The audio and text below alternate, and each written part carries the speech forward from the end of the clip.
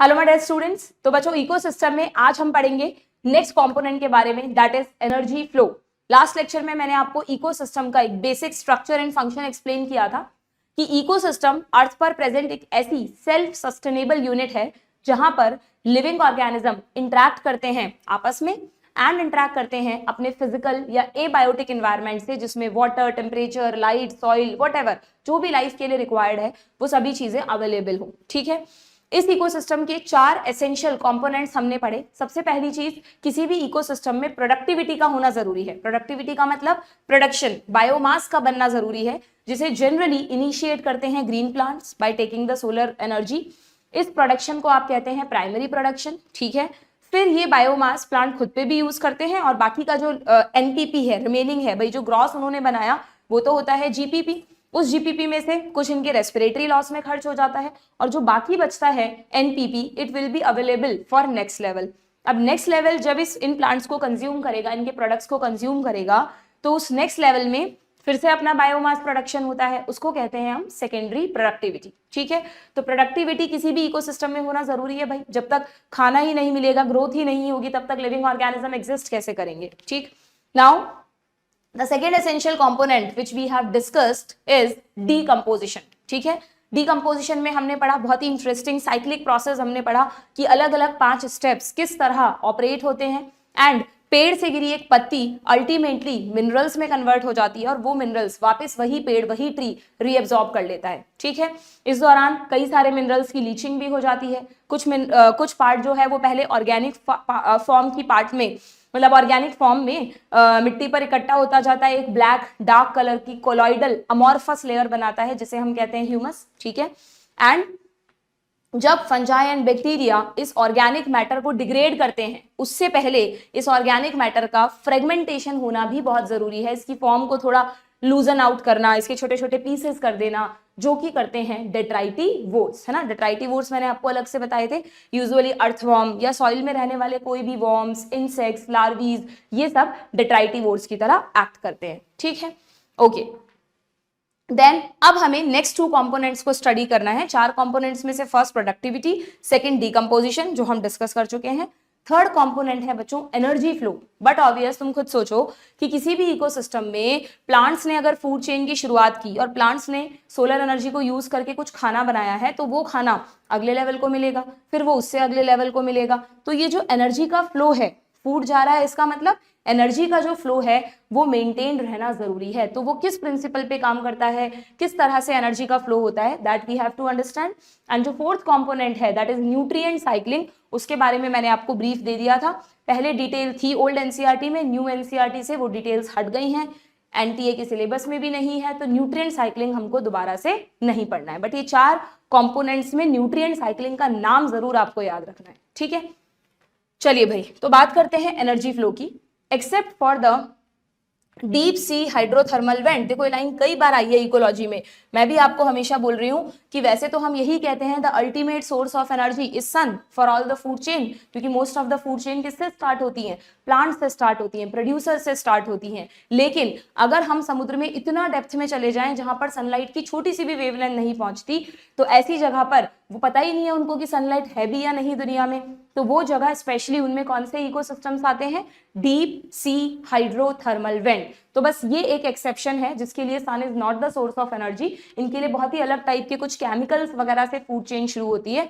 Otherwise you have to remember that sun is the only source of energy for all ecosystems on earth except for this ecosystem। ठीक है, जहां पर sunlight बिल्कुल भी नहीं पहुंचती है।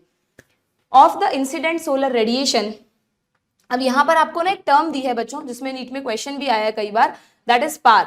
What is PAR? पार का फुल फॉर्म है फोटोसिंथेटिकली एक्टिव रेडिएशन, यानी जो भी सोलर रेडिएशन हम तक पहुंच रही है, प्लांट्स तक पहुंच रही है, जरूरी थोड़ी ना पूरा का पूरा रेडिएशन प्लांट एब्जॉर्ब करेंगे। हो सकता है कुछ रेडिएशन ऐसा हो जिसे वो एब्जॉर्ब ही नहीं कर पा रहे, कुछ ऐसा भी पार्ट है ग्रीन लाइट जिसको वो रिफ्लेक्ट कर देते हैं। तो उस विब्ग्योर में वो कितना परसेंट रेडिएशन है जो फोटोसिंथेसिस करवा सकता है, तो वो होता है बच्चों 50% of the incident solar radiation. 50% से भी थोड़ा कम, less than 50% of radiation is known as PAR. What is PAR? Photosynthetically active radiation. ठीक है, अब आपको पता है ये जो 50% रेडिएशंस को यूज करके प्लांट फोटोसिंथेसिस कर सकते हैं ना, इतना भी यूज नहीं कर पाते ये। मैंने आपको फोटोसिंथेसिस पढ़ाते वक्त बताया था कि सनलाइट जो है वो जरूरत से ज्यादा अवेलेबल है प्लांट्स को।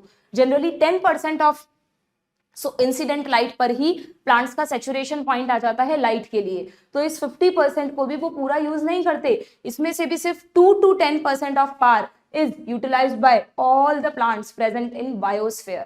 ठीक है, तो यहाँ लिखा है we know that plants and not only plants, you know ना, फोटोसिंथेसिस कुछ बैक्टीरिया भी करते हैं, जैसे बीजीए हो गए, सल्फर बैक्टीरिया हो गए। ठीक है, अच्छे से याद है आपको, मैंने पढ़ाया था कि बीजीए तो प्लांट्स की तरह फोटोसिंथेसिस करते हैं, यानी उनसे ऑक्सीजन जनरेट होगी। लेकिन जो सल्फर बैक्टीरिया हैं वो फोटोसिंथेसिस करते वक्त वाटर को यूज नहीं करते, H2O को यूज नहीं करते, बल्कि H2S को यूज करते हैं। इसलिए लास्ट में ऑक्सीजन की जगह सल्फर जनरेट होता है, और ऐसे फोटोसिंथेसिस को एनॉक्सीजेनिक फोटोसिंथेसिस बोलते हैं। पर सनलाइट तो यूज हो रही है ना, तो इसलिए यहाँ लिखा है कि प्लांट्स एंड फोटोसिंथेटिक बैक्टीरिया यानी जो ऑटोट्रॉफ्स हैं, they fix sun's radiant energy to make food. किससे बनाते हैं वो food? You know CO2, H2O वगैरह से, इनऑर्गेनिक मैटर है ना, CO2, H2O, कुछ H2S भी यूज कर सकते हैं। प्लांट्स कैप्चर, डायरेक्ट स्टेटमेंट पर क्वेश्चन आया हुआ है, हाईलाइट करो। Plants capture only 2 to 10% of power. इस पावर का भी कुल मिला के 2 से 10% ही प्लांट्स यूज करते हैं, that is enough for all the organisms on the earth. ठीक है, this small amount of energy sustain the entire living world. ठीक है, कितनी गजब की बात है ना, नेचर ने कितना तरीके से सिस्टम को सेट किया है कि जो सनलाइट अर्थ पे पहुंच रही है उसका 50% ही फोटोसिंथेसिस में यूज हो सकता है, उसका भी सिर्फ 2 से 10% ही कुल मिला के सारे दुनिया के प्लांट्स यूज कर पाते हैं, और उतना इनफ है, पूरे वर्ल्ड को सस्टेन कर रहा है इतना स्मॉल अमाउंट ऑफ लाइट। ठीक है, so it is very important to know how the solar energy captured by plants flow through different organism of an ecosystem. All organisms are dependent for their food on producers, you know, either directly or indirectly. अगर हम कह रहे हैं कि herbivores plants को खाते हैं तो वो तो डायरेक्टली डिपेंडेंट है, और अगर हम कहते हैं कि कार्निवोर्स हर्बीवोर्स को खाते हैं तो कार्निवोर्स को हर्बीवोर्स तभी तो मिले जब हर्बीवोर्स ने प्लांट्स को खाया, वरना हर्बीवोर्स ही नहीं होते तो कार्निवोर्स क्या खाते।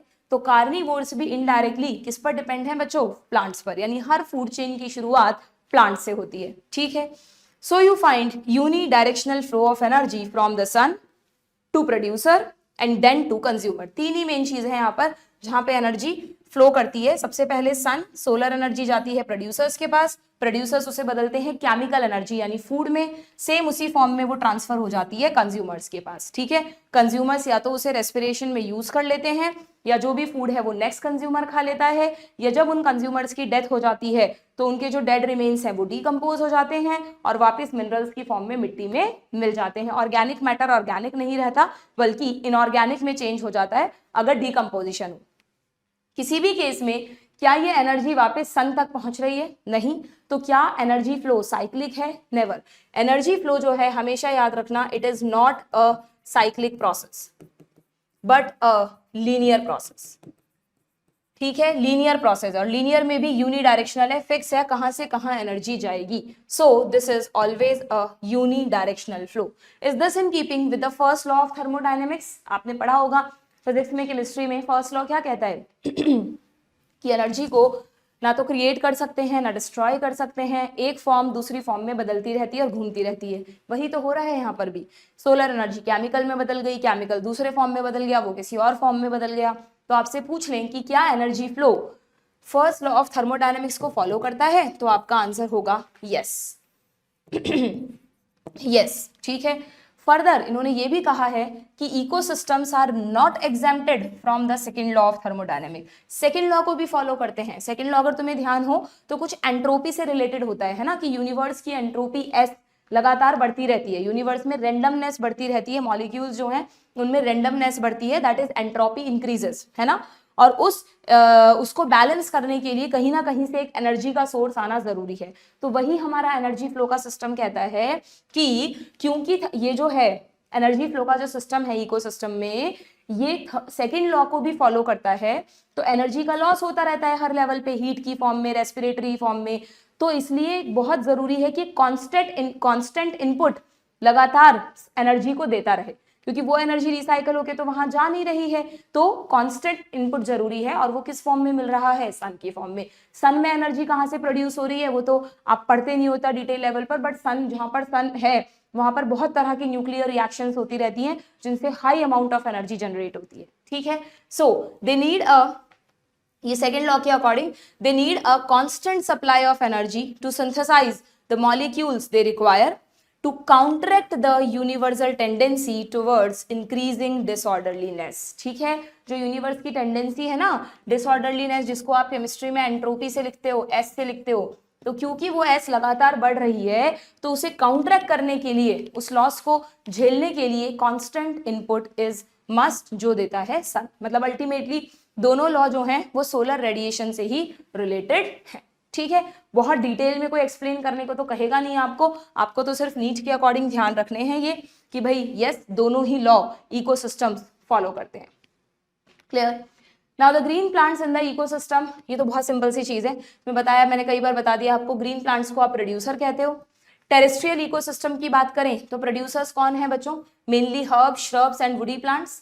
इसी तरह अगर हम एक्वेटिक इकोसिस्टम की बात करें तो वहां आपको मिल जाएंगे फाइटोप्लैंक्टन्स, एल्गी और दूसरे हायर एक्वेटिक प्लांट्स। एंजियोस्पर्म में भी खूब सारे एक्वेटिक प्लांट हैं, वाटर लिली है, वाटर हाइसिंथ है, वेलिसनेरिया है, जोस्टेरा है, ये सब एक्वेटिक प्लांट्स ही तो हैं। Okay, you have read about the food chains and web that exist in nature.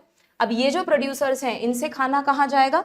Starting from the plant और प्रोड्यूसर, फूड चेन और रादर वेब, इन दोनों में फर्क पता है क्या तुम्हें? फूड चेन का मतलब तो लीनियर रिलेशन कि स्पीशीज ए को बी ने खाया, बी को सी ने खाया, सी को डी ने खाया। बट यू नो ना कि नेचर में ऐसा फिक्स थोड़ी ना है कि बी सिर्फ ए को ही खाएगा। ऐसा होता तो फिर ए खत्म होते बी का भी एग्जिस्टेंस खत्म हो जाता। तो नेचर ने बी को कई सारे ऑल्टरनेटिव्स दिए हैं कि स्पीशीज ए, एक्स, वाई, जेड वो कई तरह के प्लांट्स को खा सकता है ना। ऐसे ही अगर कोई कार्निवोर है वो तो सिर्फ एक ही हर्बीवोर को थोड़ी ना खाएगा, वो कई तरह के हर्बीवोर्स को खा सकता है।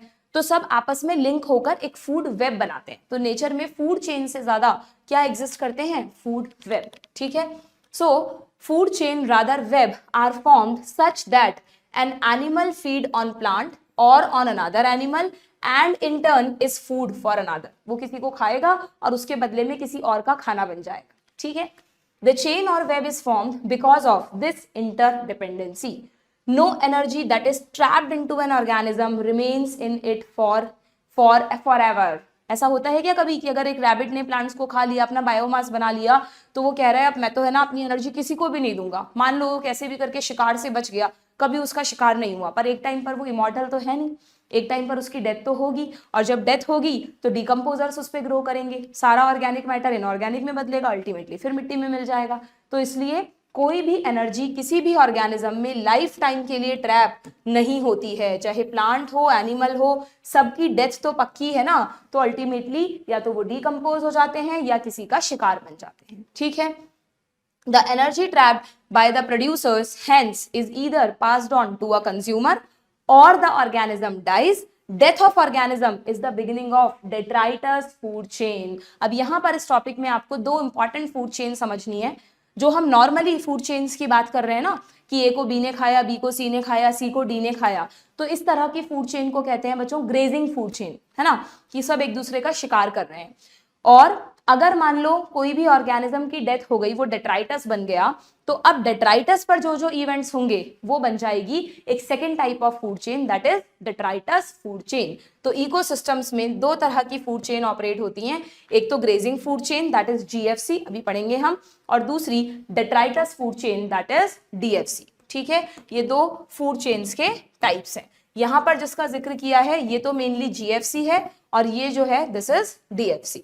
अभी आगे इसकी हम टेबल बना के भी डिफरेंस देखेंगे। पहले यहां पर देखो, all animals depends on plant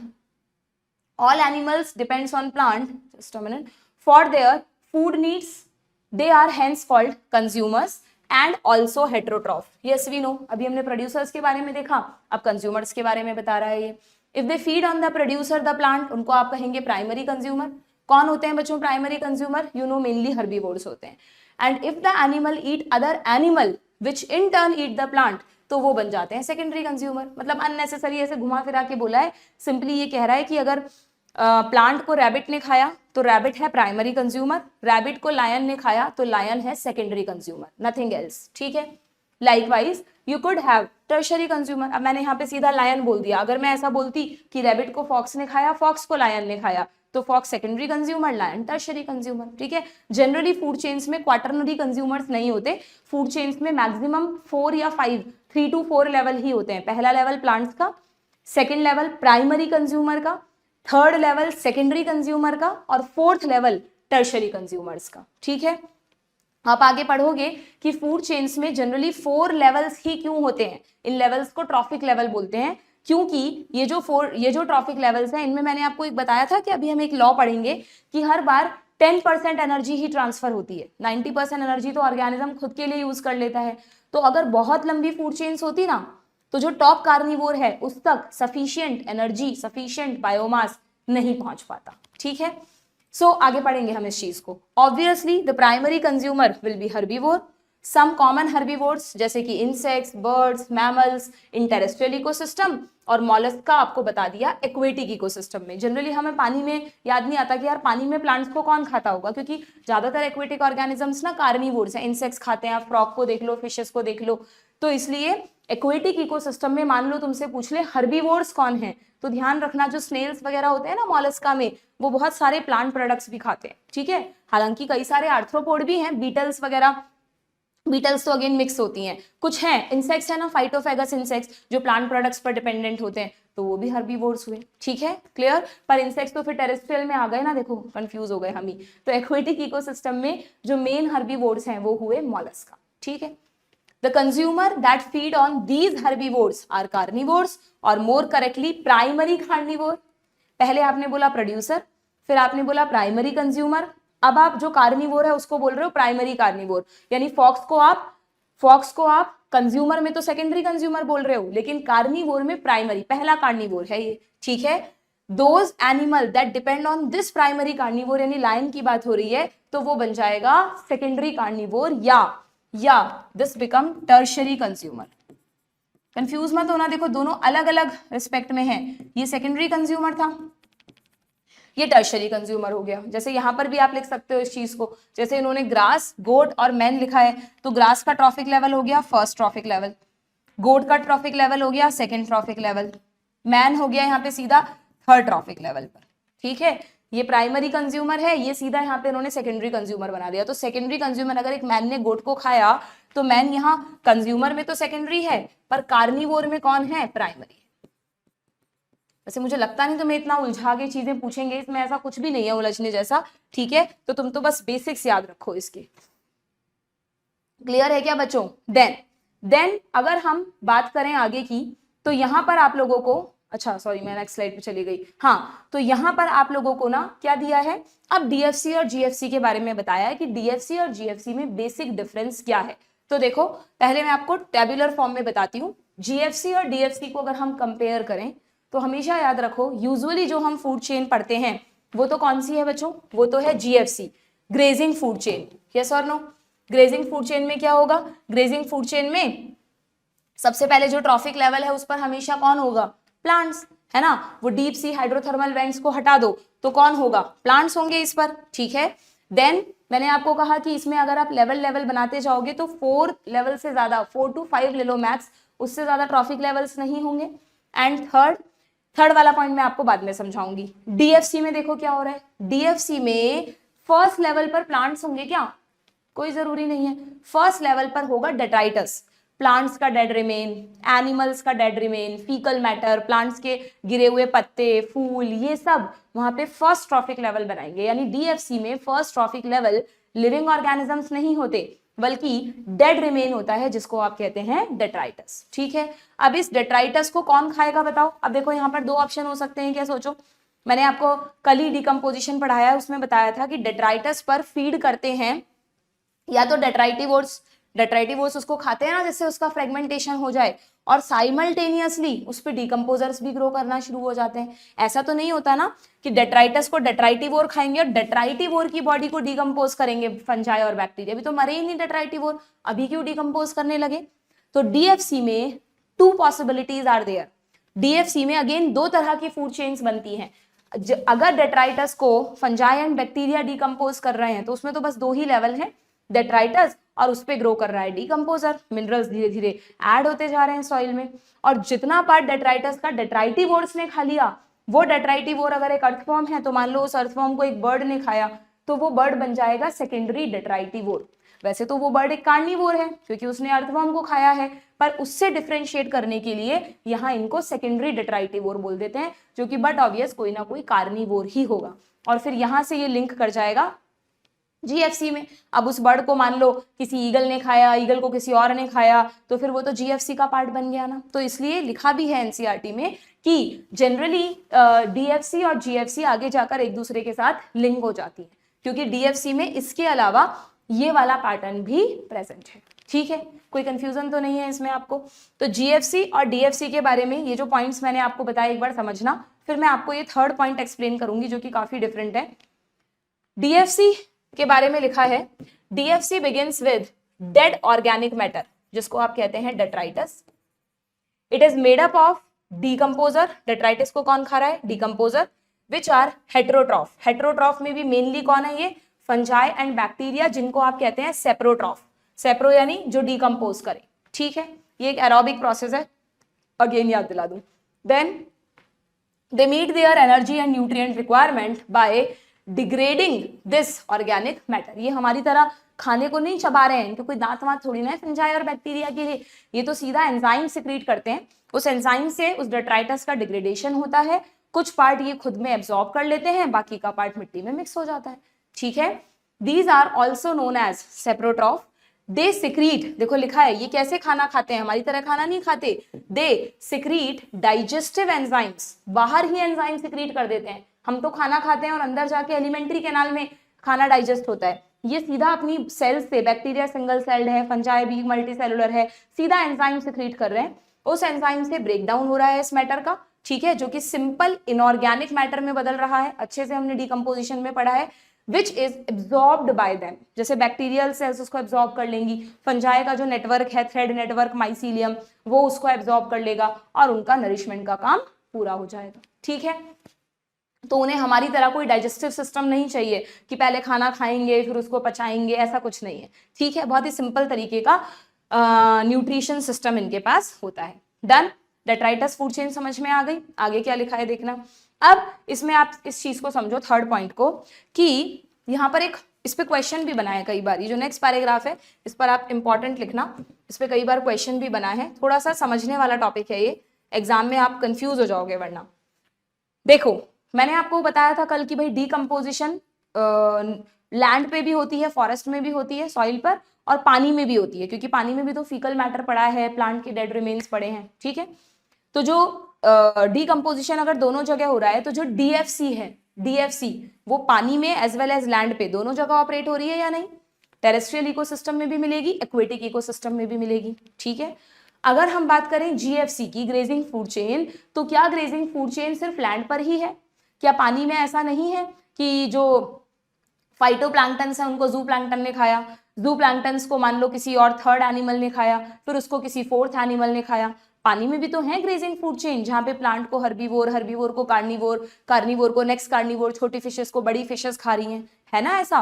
तो पानी में भी जीएफसी है और डीएफसी है, लैंड पे भी जीएफसी है एंड डीएफसी है। दोनों फूड चेन्स दोनों तरह के इकोसिस्टम्स में ऑपरेट होती हैं, यस और नो? अगर आपसे पूछ लिया जाए कि बताओ कौन से सिस्टम में कौन सी फूड चेन ज्यादा इंपॉर्टेंट है, तो हम क्या करें, क्या एक्सप्लेनेशन दे सकते हैं उसका? अगेन इसमें भी यही होता है कि सोचने पर बच्चों को लगता है कि मैम जीएफसी ही दोनों जगह इंपॉर्टेंट होनी चाहिए, क्योंकि मेजर जो एनर्जी का फ्लो होता है वो तो एक दूसरे को खाने के थ्रू ही होता है। जो डीएफसी है, डीकम्पोजिशन है, वो तो कितना सा हो रहा है, बट ऐसा नहीं है बच्चों। अगर हम टेरेस्ट्रियल इकोसिस्टम की बात करें ना, फॉरेस्ट वगैरह की, तो टेरेस्ट्रियल इकोसिस्टम्स में बहुत सारी ग्रेजिंग फूड चेन्स हैं, फूड वेब हैं बड़े बड़े, लेकिन फिर भी इकोलॉजिस्ट मानते हैं कि टेरेस्ट्रियल इकोसिस्टम में DFC is more important than GFC. अगर किसी टेरेस्ट्रियल इकोसिस्टम में डीएफसी ऑपरेट नहीं होती है डेट्राइटस का डिकम्पोजिशन नहीं होता है तो वहां इतनी बड़ी बड़ी बॉडीज हैं, इतना सारा डेट्राइटस है कि वो सड़ जाएगा और उस इकोसिस्टम को जीने लायक ही नहीं छोड़ेगा, एकदम बदबू मारने लगेंगे वहां पे सारे ऑर्गेनिज्म जो भी उनका डेड रिमेन है, अगर उसका डिकम्पोजिशन नहीं हुआ तो, क्योंकि बहुत बड़ी बड़ी बॉडी के एनिमल्स हैं, प्लांट्स हैं ना। हालांकि पानी में भी ये सिस्टम अप्लाई होता है, अगर वाटर में भी डिकम्पोजिशन नहीं चल रहा है तो वहां भी ये प्रॉब्लम आ सकती है। पर वाटर में ना डिकम्पोजिशन जो है, जो आप देखो ना, प्लांट्स हैं, छोटी फिशेज हैं, छोटे इंसेक्ट्स हैं, तो वो इजीली डिकम्पोज हो जाते हैं, उनमें इतना टाइम नहीं लगता डिकम्पोजिशन में। तो पानी में डिकम्पोजिशन होता है पर इतना इंपॉर्टेंट नहीं है जितना लैंड पे इंपॉर्टेंट है, क्योंकि लैंड पे but obvious type of species, number of organisms ज्यादा हैं, तो वहां पर डिकम्पोजिशन फास्टर रेट में होना जरूरी है।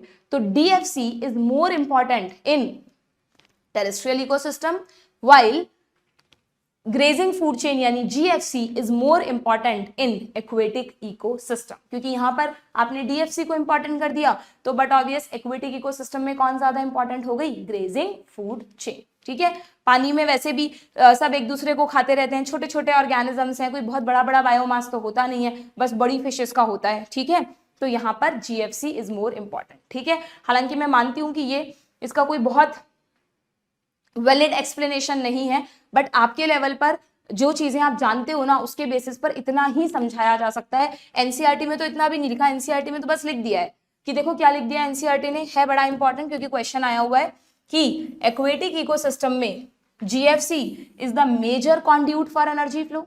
पानी में ज्यादा इंपॉर्टेंट कौन है, एक दूसरे को खाना यानी grazing food chain, and against this in a terrestrial ecosystem a much larger fraction of energy flow through the DFC rather than GFC।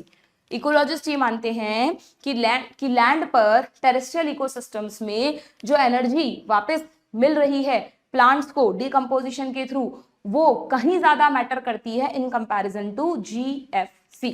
ठीक है, इसलिए टेरेस्ट्रियल इकोसिस्टम्स में आपको डिकम्पोजिशन को प्रायोरिटी देनी है, जबकि एक्वेटिक इकोसिस्टम्स में आपको GFC यानी ग्रेजिंग को प्रायोरिटी देनी है। ठीक है, क्लियर। नाउ आगे ये भी लिखा है जो मैंने आपको बताया कि किसी ना किसी लेवल पर दोनों फूड चेन एक दूसरे से कनेक्ट हो जाती हैं। Detritus food chain may be connected with the grazing food chain at some level. ठीक है, सम ऑफ द ऑर्गेनिज्म, क्यों होता है ऐसा, क्योंकि डीएफसी के कुछ ऑर्गेनिज्म, सम मतलब जैसे डेट्राइटिवोर्स, डीएफसी में जब डेट्राइटिवोर्स को भी इंक्लूड करते हैं तो detritivores of DFC become prey to GFC. Earthworm को किसी बर्ड ने खा लिया तो वो उसमें जीएफसी में चला गया। And in a natural ecosystem, some animals like cockroach, crow, etc., including humans, are omnivores। तो कहीं ना कहीं दोनों आपस में कनेक्ट हो जाती हैं। ठीक है, बात समझ में आ गई आप लोगों को। These natural interconnection of a food chain make it a food web। How would you classify human being? तो human being भी carnivore ही हुआ। ठीक है, मतलब यहाँ तक का जो इन्होंने से मिक्स कर रखा है, मुझे लगता है यहाँ तक का पार्ट तो जीएफसी एंड डीएफसी का एक्सप्लेनेशन है, और उसके बाद यहां से लेकर यहां तक आपको ये समझाया है कि नेचर में फूड चेन से ज्यादा फूड वेब क्यों एग्जिस्ट करते हैं। तो उसका कारण कि एक स्पीशीज के पास कई सारे ऑप्शंस हैं खाने के लिए, प्लस उसका एक कारण ये भी कह रहा है ये कि जरूरी नहीं है कोई ऑर्गेनिज्म हमेशा या तो हर्बीवोर हो या कार्निवोर हो। कई सारे, स्पैरो ही देख लो आप, बर्ड्स ही देख लो, बर्ड्स प्लांट प्रोडक्ट्स भी खाते हैं और इंसेक्ट्स को भी खाते हैं। ह्यूमंस को देख लो तो ओमनीवोर्स भी हैं, दैट्स व्हाई फूड चेन से ज्यादा इंटरकनेक्टरी पाथवे बनते हैं जिन्हें आप कहते हैं फूड वेब। ठीक है, आगे बढ़े। जीएफसी डीएफसी में डिफरेंस समझ में आ गया, ये आप शॉर्ट में लिख भी लेना जिससे आपको ध्यान रहेगा। नाउ ये देखो, ये मैंने यहाँ पे एक डायग्राम लगाया है, जैसे इसमें आपको बताया कि ये ओक लीफ है, लिविंग लिखा है इसको, और इसको एक मॉथ का कैटरपिलर खा रहा है, ये अपने पेड़ पे ही लगी हुई है, अपने प्लांट पे लगी हुई है। फिर इस कैटरपिलर को एक बर्ड ने खाया, बर्ड को एक हॉक ने खाया। ठीक है, तो ये जीएफसी है क्या या नहीं है? Yes, this is GFC. Grace कर रहे हैं एक दूसरे को। इस पत्ती को लिख दिया डेड लीफ है ये, इस पत्ती को किसी ने खाया, आपसे पूछा, और ये एक ऐसी चीज है जिसको बर्ड भी खा सकते हैं, तो ये ए डिकम्पोजर हुआ या फिर ये डेट्राइटिवोर हुआ? ये डेट्राइटिवोर हुआ, कोई ना कोई इंसेक्ट, अर्थवॉर्म, स्नेल कुछ भी हो सकता है। इसको ये बर्ड भी खा सकता है या इसको श्रू, रेट्स वगैरह जो भी होते हैं वो भी खा सकते हैं, जो भी ओमनीवोरस हैं या कार्निवोरस हैं। और फिर इस श्रू को देखो हॉक भी खा सकता है। तो ये तो एज सच डीएफसी हुई। जिसमें ये हुआ डेट्राइटस, ये हुआ प्राइमरी डेट्राइटिवोर, ये हुआ सेकेंडरी डेट्राइटिवोर। और यहाँ पर जीएफसी और डीएफसी आपस में लिंक भी हो गए, यहाँ पर भी लिंक हो सकते थे। ठीक है, तो इस तरह ये दोनों फूड चेन्स एक दूसरे से कई सारे कनेक्शंस शो करती हैं। मुझे एक अच्छा क्वेश्चन लगा इसलिए मैंने लिया। अभी तक तो नहीं आया नीट में ऐसा क्वेश्चन, बट क्या पता कभी पूछ ले तुमसे। ठीक है, तो जीएफसी एंड डीएफसी की बेसिक नॉलेज सबको होना जरूरी है। क्लियर? देन मतलब ये टॉपिक है ना अननेसेसरी, इतना लंबा खींचा है एनसीईआरटी में, वही बात बार बार करी है। अब देखो, अब दोबारा आपको ट्रॉफिक लेवल समझाएं, उसमें फिर वही बात हुई है कि भाई जो ट्रॉफिक लेवल होते हैं उसमें जो फर्स्ट ट्रॉफिक लेवल है उस पर आते हैं हमेशा प्रोड्यूसर, सेकेंड ट्रॉफिक लेवल पर आते हैं primary consumer, third trophic level पर कौन आते हैं, एक मिनट, थर्ड ट्रॉफिक लेवल पर कौन आते हैं, फिर से कंज्यूमर, पर ये प्राइमरी कंज्यूमर हो गए, ये सेकेंडरी कंज्यूमर हो गए। और फोर्थ ट्रॉफिक लेवल पर कौन आते हैं, tertiary consumer.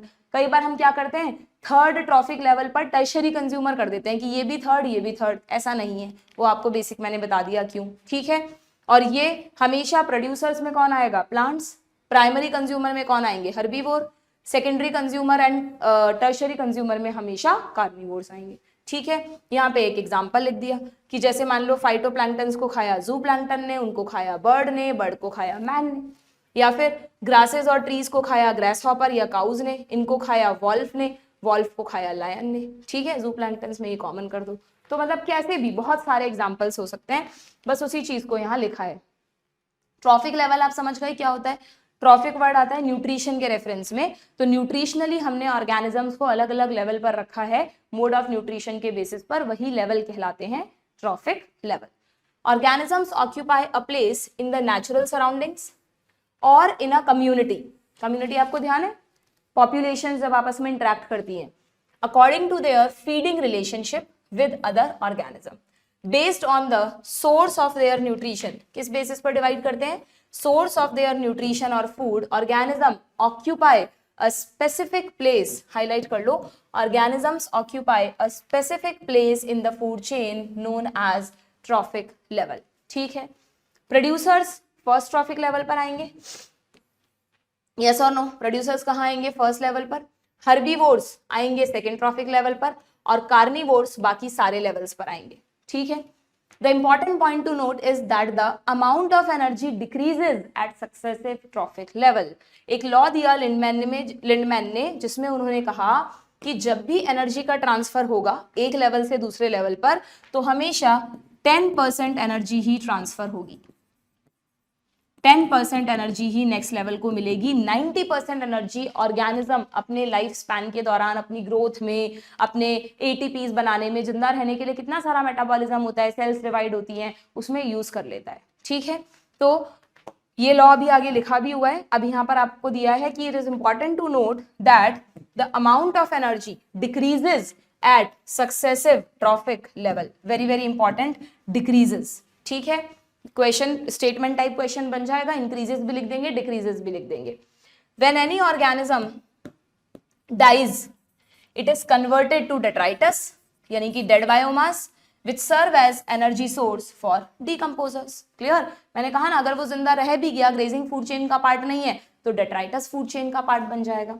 Organism at each trophic level depend on others at the lower trophic level for their energy demands. ठीक है, now each trophic level has, अच्छा हाँ, अब यहां पर बच्चों आपको एक डेफिनेशन दी है, स्टैंडिंग क्रॉप, नीट में क्वेश्चन भी आया हुआ है।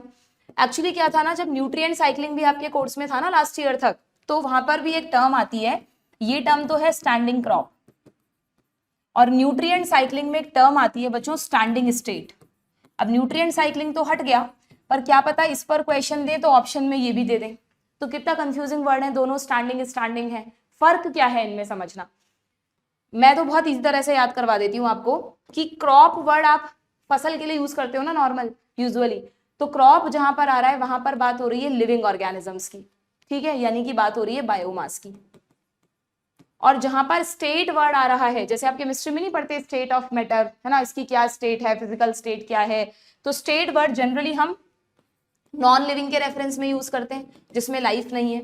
तो यहां पर नॉन लिविंग से आपको याद रखना है न्यूट्रिएंट्स, अमाउंट ऑफ न्यूट्रिएंट्स। अब आप समझ लो क्या फर्क है। दो दो टर्म्स हैं ये जो इकोलॉजिस्ट यूज करते हैं। स्टैंडिंग क्रॉप वर्ड का मतलब होता है, जैसा कि यहाँ पर लिखा है, कि किसी भी इकोसिस्टम में किसी एक पर्टिकुलर टाइम पर किसी एक ट्रॉफिक लेवल में जितने भी ऑर्गेनिजम्स हैं, मान लो एक फॉरेस्ट में जितने भी प्लांट्स हैं, तो फॉरेस्ट एक इकोसिस्टम हो गया, प्लांट्स एक लेवल हो गया, प्रोड्यूसर्स, उनका टोटल बायोमास क्या कहलाता है? Standing crop. ना सिर्फ प्लांट्स, अगर मैं सेकंड ट्रॉफिक लेवल पर देखूं तो उस फॉरेस्ट में जितने भी हर्बीवोर्स हैं, या अगर मैं पॉन्ड की बात कर रही हूं तो उस पॉन्ड में जितने भी हर्बीवोर्स हैं जो सेकंड ट्रॉफिक लेवल पर आते हैं, उन सबका बायोमास सेकंड लेवल की क्या बन जाएगी? Standing crop. ऐसे ही थर्ड लेवल पर जितने भी प्राइमरी कार्निवोर्स आते हैं उनका बायोमास थर्ड लेवल की स्टैंडिंग क्रॉप। तो स्टैंडिंग क्रॉप क्या होती है? किसी भी इकोसिस्टम में एक पर्टिकुलर टाइम पीरियड पर जब हम उसको देख रहे हैं, स्टडी कर रहे हैं, एक ट्रॉफिक लेवल में प्रेजेंट लाइफ का biomass. Simple. And standing state क्या होता है? स्टैंडिंग स्टेट का मतलब होता है जब हम न्यूट्रिएंट साइक्लिंग पढ़ते हैं ना, कि न्यूट्रिएंट्स कैसे एक से दूसरे ऑर्गेनिज्म में जा रहे हैं, तो उस समय हम क्या देखते हैं कि जिस भी इकोसिस्टम को हम स्टडी कर रहे हैं, जिस भी पर्टिकुलर पार्ट को हम स्टडी कर रहे हैं, वहां पर न्यूट्रिएंट्स का सॉइल में कितना अमाउंट है, amount of nutrients in the soil eight a particular time is called standing state. ठीक है, तो स्टैंडिंग स्टेट तो आपसे डिटेल में पूछेंगे नहीं क्योंकि वो हट गया है, बट अगर स्टैंडिंग क्रॉप पूछेंगे तो ऑप्शन में स्टैंडिंग स्टेट भी दे सकते हैं। ओके, तो आप बहुत इजीली क्रॉप और स्टेट वर्ड से डिफरेंशिएट कर सकते हो। हाईलाइट कर लो क्या होता है स्टैंडिंग क्रॉप की definition. It is measured as the, नहीं रुको, ऊपर ही है definition, each trophic level has a certain mass of living matter at a particular time. तीन चीजें देखी हमने, हर ट्रॉफिक लेवल पर जितने भी लिविंग ऑर्गेनिजम्स हैं उनको एक पर्टिकुलर टाइम पर हमें मेजर करना है, वो क्या बन जाएगा? उस लेवल की स्टैंडिंग क्रॉप। कैसे मेजर करते हैं? It is measured as the, या तो आप सारे लिविंग ऑर्गेनिजम्स का वेट निकाल लो, बायोमास निकाल लो, ठीक है, या आप उनका नंबर काउंट कर लो। नंबर से भी तो आइडिया लग जाएगा कि किस ट्रॉफिक लेवल पर कितने ऑर्गेनिजम्स हैं। ठीक है, तो either in the form of biomass or in the form of number in a unit area. ठीक है, बायोमास कैसे एक्सप्रेस करते हैं? मैं आपको पहले भी बता चुकी हूँ कि बायोमास में स्पेशली ऑर्गेनिजम्स का ऑर्गेनिक मैटर आता है ना। तो अगर आप पूरे के पूरे ऑर्गेनिज्म को वे कर रहे हो तो वो तो उसका फ्रेश वेट है, और अगर हम एक्सपेरिमेंटली मान लो हमारे पास कोई प्लांट है, कोई प्लांट्स के कोई भी प्लांट का पार्ट है, और हम उसको है ना थोड़ा सा क्या करें, उसको हम इस टेम्परेचर पर रखें जिसके जलाना नहीं है, जिससे उसका पानी इवेपोरेट हो जाए, तो फिर जो उसका वेट बचेगा वो क्या होगा? उसका ड्राई वेट। ठीक है, पर ड्राई वेट निकालना इतना आसान नहीं है। या तो फिर हमें पता हो कि जैसे हम बोलते हैं ना कि ह्यूमंस की बॉडी में 65% वाटर होता है, तो हम कैलकुलेशन से निकाल सकते हैं कि हमारा फ्रेश वेट कितना है और ड्राई वेट कितना है, तो ऐसे कैलकुलेशन से निकाल लिया जाता है। तो बायोमास को आप फ्रेश वेट में भी मेजर कर सकते हो, ध्यान रखना, और ड्राई वेट में भी मेजर कर सकते हो। ज्यादा एक्यूरेट आइडिया कौन देगा? ड्राई वेट, क्योंकि वाटर तो कोई मेन मैटर नहीं है ना जो अगले लेवल को नरिशमेंट देगा। वाटर तो वैसे भी हट जाना है, इवेपोरेट हो जाना है, मिट्टी में मिक्स हो जाएगा डिकम्पोजिशन में, या कैसे भी हट जाएगा। जो मेन चीज अगले लेवल के काम आएगी वो क्या है? वो ऑर्गेनिक मैटर है। तो इस पे भी क्वेश्चन आया हुआ है, यहाँ पे पूछा है कि measurement of biomass in terms of dry weight is more accurate. Why? क्योंकि ड्राई वेट में only organic matter is considered, as only organic matter is considered which gives actual nutrition to next level. ठीक है, water को हम उसमें eliminate कर देते हैं। दैट्स वाई ध्यान रखना, बायोमास को ड्राई वेट में मेजर करना इज मोर एक्यूरेट। अलग से भी क्वेश्चन पूछा गया है नीट में, इसमें हर एक लाइन, जितनी भी लाइंस हैं सब इंपॉर्टेंट है। ठीक है, नाउ ये वो लॉ आ गया बच्चों, the number of trophic level. ठीक है, मैंने आपको कहा ना कि किसी भी फूड चेन में 8-10 लेवल क्यों नहीं होते भाई, एक लिमिट के बाद रेस्ट्रिक्ट क्यों हो जाता है? The number of trophic level in GFC is restricted as, क्यों रेस्ट्रिक्टेड है? क्यों 4 to 5 लेवल्स ही होते हैं? क्योंकि the transfer of energy follow 10% law. What is 10% law? Only 10% of the energy is transferred to each trophic level from the lower trophic level. First से second, second से third, third से fourth, lower से higher level पर सिर्फ 10% energy ही transfer होती है। 90% energy organism अपनी needs के लिए यूज कर लेता है। ठीक है, ये जो 10% लॉ था ये दिया था लिंडमैन ने। ठीक है, this is Lindeman's law. Clear? In nature it is possible to have so many levels, producers, herbivores, primary carnivore, secondary carnivore and so on in the GFC. But पूछा है आपसे, do you think there is any such limitation in DFC? तो मैं पहले ही बता चुकी हूँ, yes, DFC में तो इतने लेवल भी नहीं हो सकते जितने GFC में. GFC में मैंने आपको लिखवाया था 4 to 5 लेवल्स हो सकते हैं, जबकि DFC में सिर्फ 2 to 3 लेवल्स हो सकते हैं. अगर डेट्राइटस को डिकम्पोजर्स खा रहे हैं तो ओनली 2 लेवल, अगर डेट्राइटस को प्राइमरी और प्राइमरी से सेकेंडरी डेट्राइटिवोर खा रहे हैं तो 3 लेवल. उससे ज्यादा levels are not possible, they become the part of GFC. ठीक है, क्लियर है क्या? एकदम अच्छे से समझ में आ गई ये सारी चीजें आप लोगों को. अगेन यहाँ पर डायग्राम के थ्रू एनर्जी का फ्लो दिखाया है. देखो ये जो हीट की फॉर्म में निकल रहा है ना बच्चों, ये 90% निकल रहा है. अच्छा, ये तो अभी सन से जा रहा है, तो सन का तो जितना भी प्लांट्स तक पहुंचा, प्लांट्स ने उसको प्रोड्यूस किया, जीपीपी बनाया मान लो. ठीक है, उस जीपीपी में से ये आर लॉस हो गया. ये कितना होगा? 90%. और जो 10% है जिसको आप एनपीपी कहते हो लगभग, वो किसको मिल जाएगा? नेक्स्ट लेवल को. फिर ऐसे ही हर बार 90% लॉस होता जाएगा, 10% अगले लेवल को मिलता जाएगा. और बीच बीच में अगर इनमें से किसी की भी डेथ हो जाती है तो फिर वो बन जाएगा, क्या बन जाएगा? ये सारे डेट्राइटस बन जाएंगे और डेट्राइटस पे फीड करेंगे या तो डेट्राइटिवोर्स या फिर डिकम्पोजर्स. जब इनकी डेथ होगी तब भी एनर्जी हीट की फॉर्म में लॉस होती रहेगी. तो एनर्जी का लॉस हर लेवल पर होता है, इसीलिए बहुत ज्यादा लेवल्स फूड चेन में नहीं होते हैं. ठीक है, this is all about the energy flow. अब इसी एनर्जी फ्लो को चार्ल्स एल्टॉन नाम के एक साइंटिस्ट ने बच्चों पिरामिड्स की फॉर्म में समझाया. ये कोई बहुत अलग टॉपिक नहीं है. चार्ल्स एल्टॉन ने इसी पूरे सिस्टम को कि आप ट्रॉफिक लेवल्स को कैसे स्टडी कर सकते हो, उसके लिए पिरामिड्स का एक कॉन्सेप्ट यूज किया. इसलिए इनको एल्टोनियन पिरामिड्स भी कहते हैं. पहले पूछते थे, अब नहीं पूछते ये कोई साइंटिस्ट का नाम. ठीक है, तो इकोलॉजिकल पिरामिड्स में आपको किस तरह से एल्टन ने चीजें एक्सप्लेन की. उन्होंने 3 तरह के पिरामिड्स के बारे में बताया.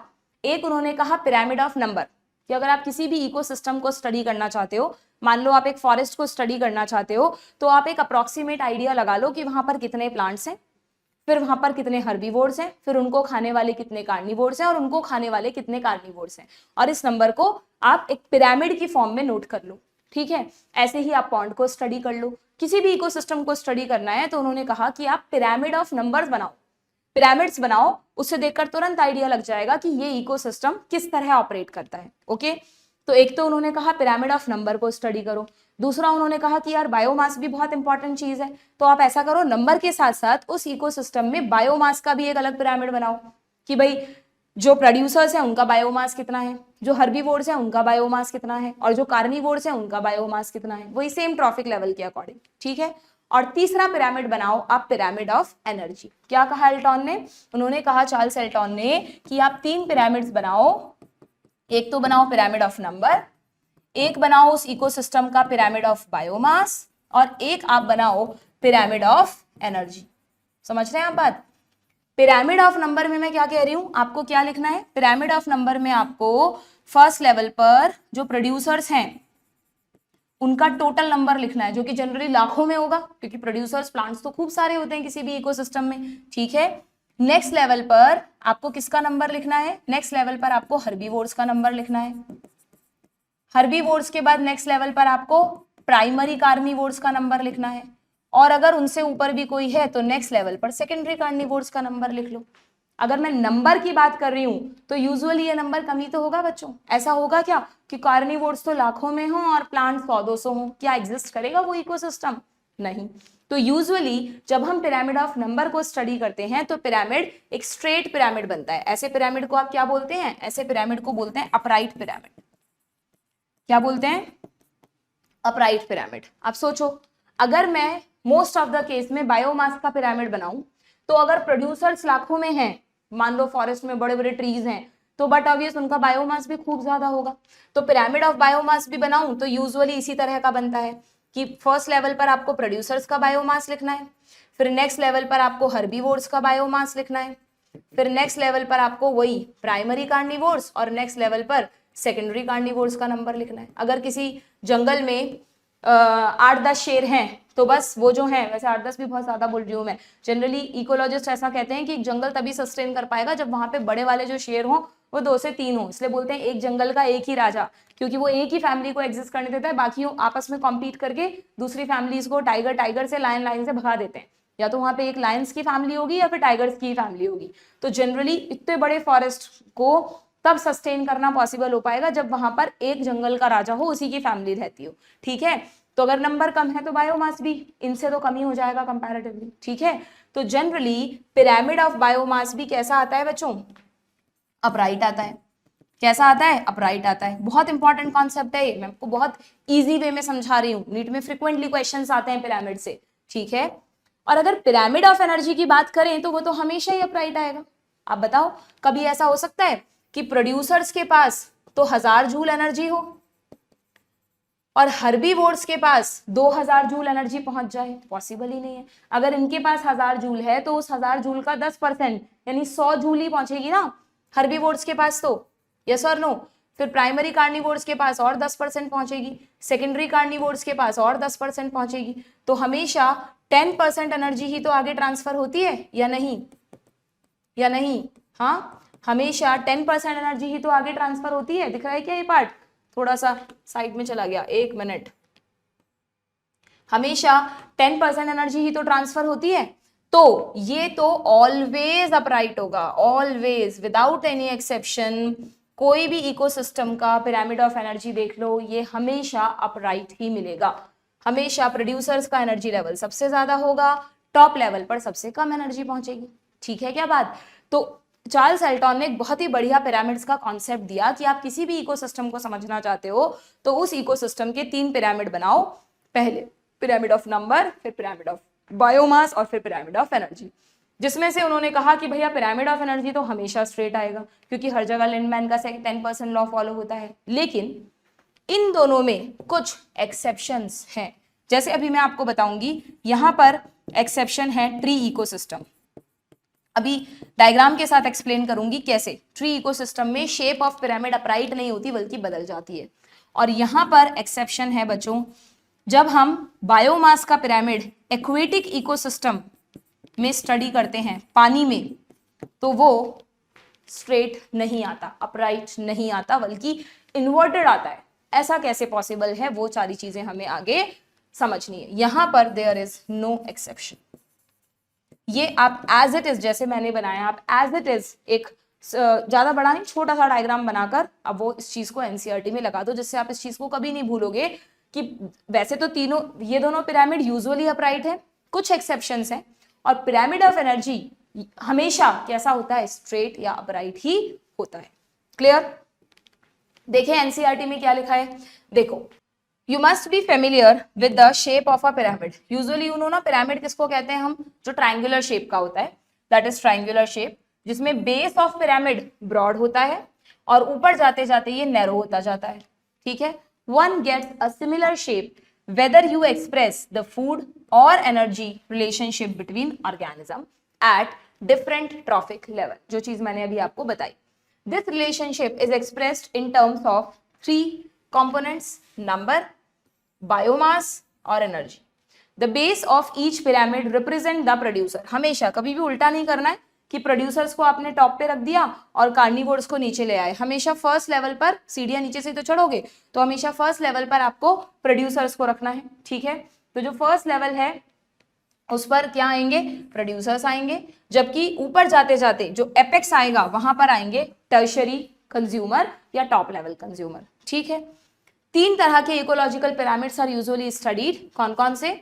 First is the pyramid of number, second is the pyramid of biomass and third is the pyramid of energy, जिनके आगे डायग्राम के साथ एनसीईआरटी ने एक्सप्लेनेशन दिया है। अब आपको 1 बाय 1 में डायग्रामेटिकली समझाती हूँ कि इनको कैसे हमें समझना होता है। सबसे पहले बात हो रही है बच्चों पिरामिड ऑफ नंबर की। ये किसका डायग्राम है? वैसे तो नीचे लिखा हुआ है, पर फिर भी आप भूल जाओ तो अलग से इसके ऊपर दोबारा लिख लो, this is pyramid of number, ठीक है। और कौन सा इकोसिस्टम कंसीडर किया जा रहा है यहाँ पे? Grassland ecosystem. Not only grassland, आप कोई भी फॉरेस्ट ले लो या कोई भी टेरेस्ट्रियल इकोसिस्टम ले लो, सब में सेम कहानी है। अभी मैंने एक्वेटिक इकोसिस्टम की बात नहीं की, अभी हम टेरेस्ट्रियल इकोसिस्टम की बात कर रहे हैं, ठीक है। देखो जरा इस पिरामिड ऑफ नंबर को क्या कहता है ये, कि टेरेस्ट्रियल इकोसिस्टम में अगर ग्रासलैंड में अगर प्रोड्यूसर्स का नंबर है कितना 58,42,000, 58 लाख यानी अप्रोक्सीमेटली मैं इसको एक बार 60 लाख कर दूं कि 60 लाख प्रोड्यूसर्स हैं वहां पर, ठीक है। तो उन प्रोड्यूसर से कितने हर्बीवोर्स को खाना मिलेगा, अगर उस जगह पर अप्रोक्सीमेटली 7 लाख हर्बीवोर्स है ना, तो ही ये सेल्फ सस्टेनेबल होगा। अगर मान वैसे तो हमें लग रहा है मैम इतना बड़ा नंबर कि 60 लाख प्लांट सिर्फ 7 लाख हर्बीवोर्स को फीड कर पाएंगे, बिल्कुल। हर्बीवोर्स की तो डाइट जो है वो ऐसा थोड़ी ना एक हर्बीवोर सिर्फ एक ही प्लांट को खाएगा, एक हर्बीवोर अपने लाइफ स्पैन में पता नहीं कितने प्लांट्स को खाएगा। तो अगर इस इकोसिस्टम में 14 लाख 13 लाख 10 लाख से ज्यादा प्लांट्स होते, इतने प्लांट्स होते, तो ये इतना सस्टेनेबल नहीं होता, ठीक है। अलग अलग इकोसिस्टम को स्टडी करके ये डेटा कलेक्ट किया गया है, तो ये एक एवरेज डेटा है, ठीक है।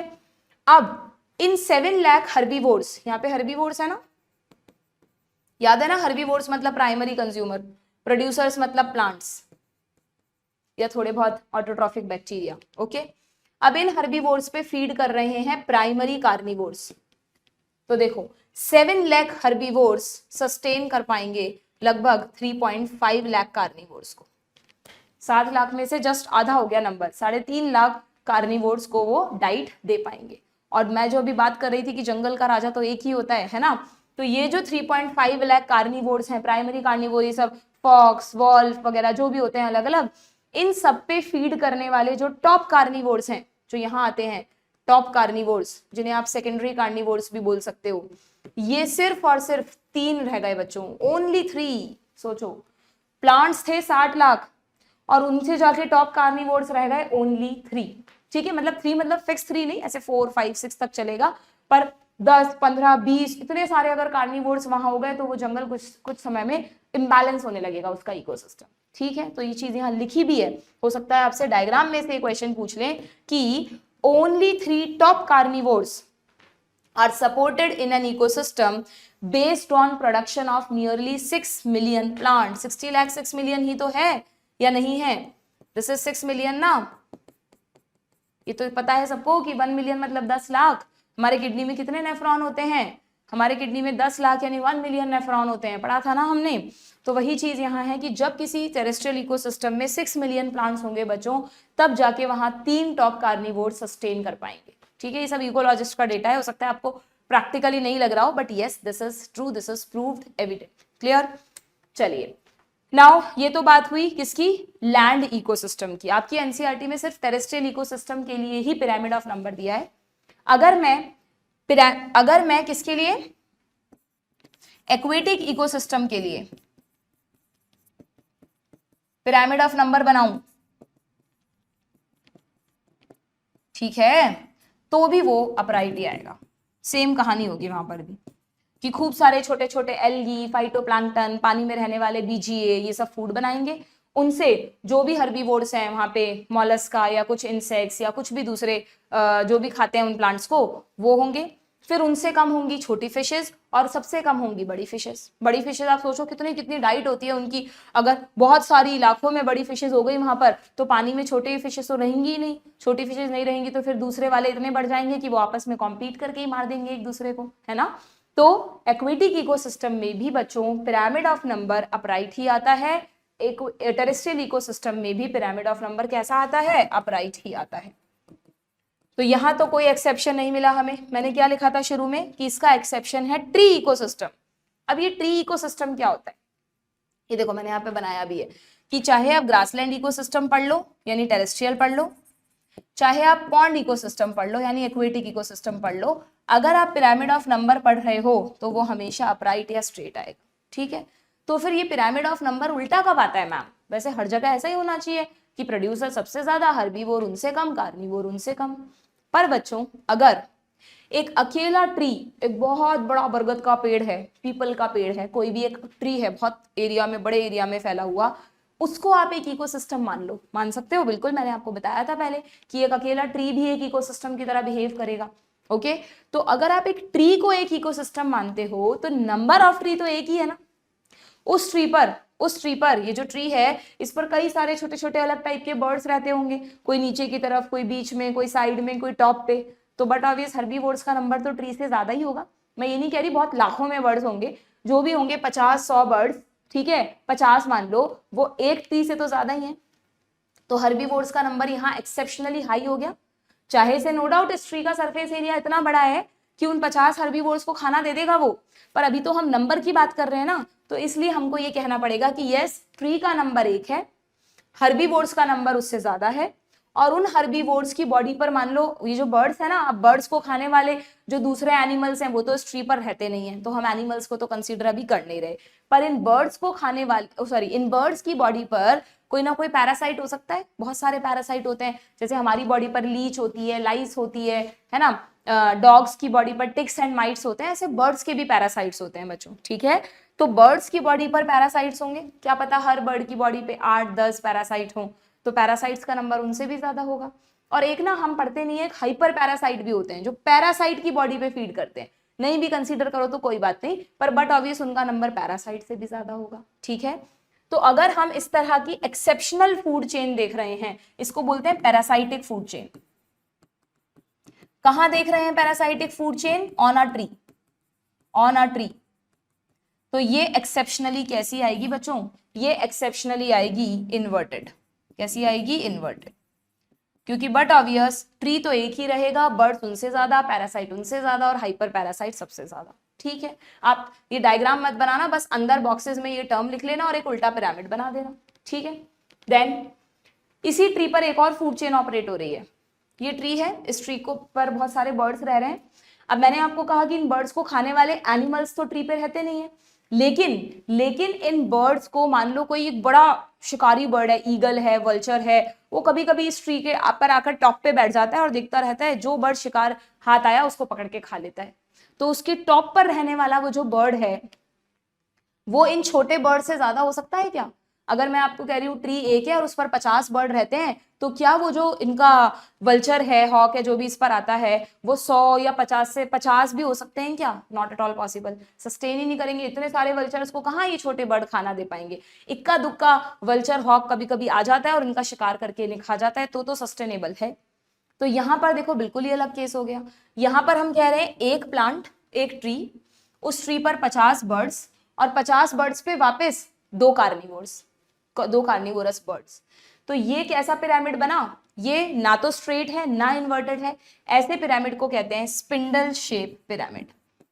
ये सब मैं आपको इसलिए पढ़ा रही हूं, अभी एनसीईआरटी में आगे आएगा, एक्सेप्शंस आएंगे, अभी सिर्फ थ्योरेटिकल फॉर्म में लिखा हुआ है, समझ नहीं आता बच्चों को, इसलिए मैंने यहाँ पर डायग्रामेटिकली डाला है इन चीजों को, ठीक है।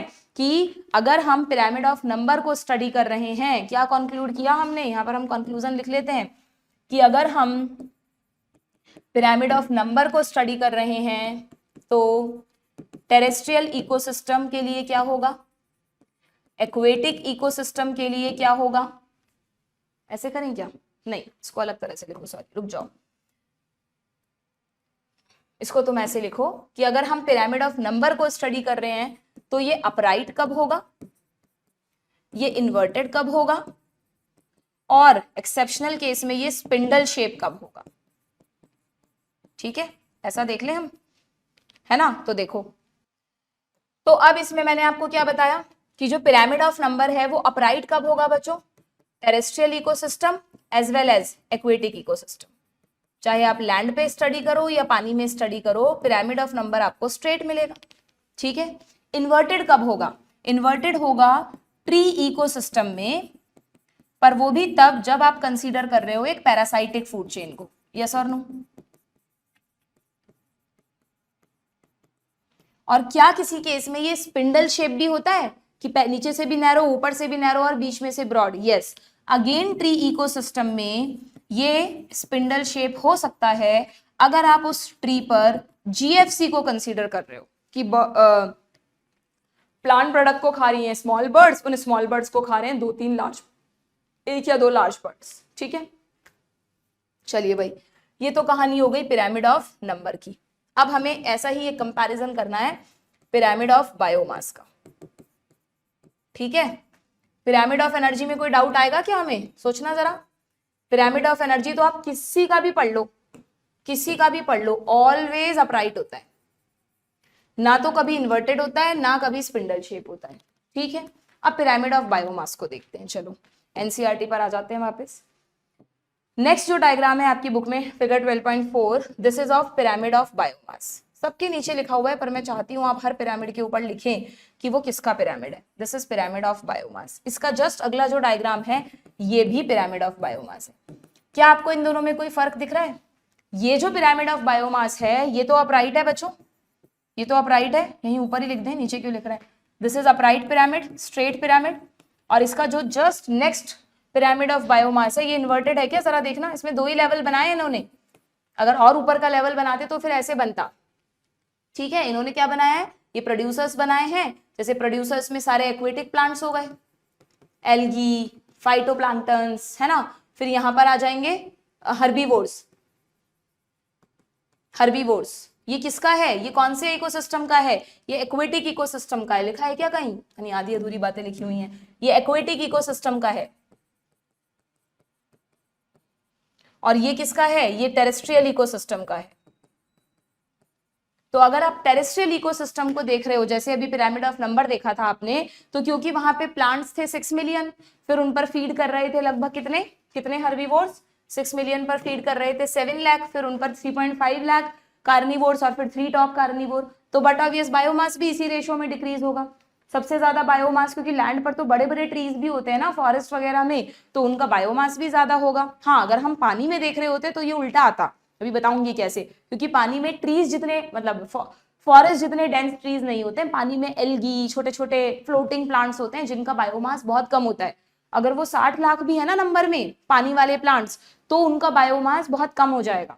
लेकिन जो फॉरेस्ट के ट्रीज हैं, अगर उनका नंबर 60 लाख है तो उनका बायोमास भी हाईएस्ट रहेगा। ये बात ध्यान रखना। क्लियर है क्या? तो यहाँ क्या लिखा है कि जो यहाँ क्या लिखा है कि अगर हम बायोमास को देखें तो सबसे पहले हम देख रहे हैं प्रोड्यूसर्स का बायोमास। तो मान लो प्रोड्यूसर्स का बायोमास पर मीटर स्क्वायर देखते हैं ना, बायोमास में एरिया भी देखते हैं, ऐसे तो कैसे निकालेंगे हम? तो ये किलोग्राम पर मीटर स्क्वायर में लिया, ड्राई वेट लिया है, देखो, which is more accurate measure, ठीक है।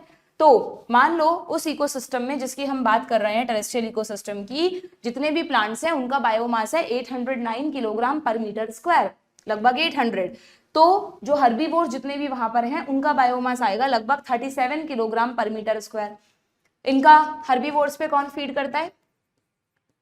Primary carnivores. तो प्राइमरी कार्निवोर्स का बायोमास और कम है, क्योंकि नंबर कम है तो बायोमास भी कम रह गया, 11 kg पर मीटर स्क्वायर। और जो टॉप कार्निवोर्स हैं उनका तो बहुत ही कम रह गया, इस कंपैरिजन में सिर्फ 1.5 kg पर मीटर स्क्वायर, ठीक है। तो यस, बायोमास भी जैसे जैसे आप हायर लेवल की तरफ जाओगे क्या होगा? डिक्रीज होगा। और पिरामिड कैसा आएगा? अपराइट आएगा in the case of terrestrial ecosystem. पर जस्ट उल्टी कहानी है बच्चों एक्वेटिक इकोसिस्टम की। पिरामिड ऑफ नंबर में उल्टा हुआ था क्या? पिरामिड ऑफ नंबर में ये दोनों तो सेम थे, टेरेस्ट्रियल में भी वही पैटर्न था, पॉन्ड में भी वही पैटर्न था, क्योंकि पॉन्ड में फाइटोप्लैंक्टन, एल्गी सबसे ज्यादा होंगी, उनसे कम होंगे जो हर्बीवोर्स हैं, उनसे कम होंगी छोटी फिशेज और सबसे कम होंगी बड़ी फिशेज। पर अब आप इन सबका बायोमास निकालो। प्लांट्स जो हैं उस पॉन्ड में, वो सारे प्लांट चाहे लाखों में हो तो भी आप देखो, आपको पता है कि नेचर ने प्लांट्स को, जो एक्वेटिक प्लांट्स हैं उनको बहुत ही बायंट बनाया है। उनकी बॉडी में जगह जगह एयर कैविटीज हैं, बहुत थिन बॉडी रखी है उनकी, जिससे वो पानी में सर्वाइव कर सकें, फ्लोट कर सकें, ऊपर की तरफ रह सकें, उन्हें सनलाइट मिले। तो चाहे से आप 6 मिलियन प्लांट्स भी ले लो, नंबर तो उनका ज्यादा रहेगा पर बायोमास उनका हो जाएगा बहुत कम, बहुत हल्के प्लांट्स होते हैं क्योंकि, ठीक है।